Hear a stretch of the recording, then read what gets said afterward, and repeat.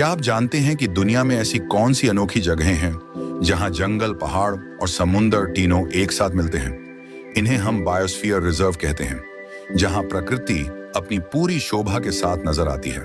भारत के पश्चिमी घाट इसका एक शानदार उद्यान है, जहां घने जंगल, ऊंची पहाड़ियां और समुद्री तट एक साथ मिलकर एक ऐसा आवाज बनाते हैं जो वन्य जीवों के लिए आदर्श है। ये जगह सिर्फ प्रकृति के खजाने नहीं, बल्कि इंसान और पर्यावरण के बीच एक संतुलन का प्रतीक भी है। ऐसा ही वीडियो देखने के लिए हमारे चैनल को सब्सक्राइब करें और लाइक करें।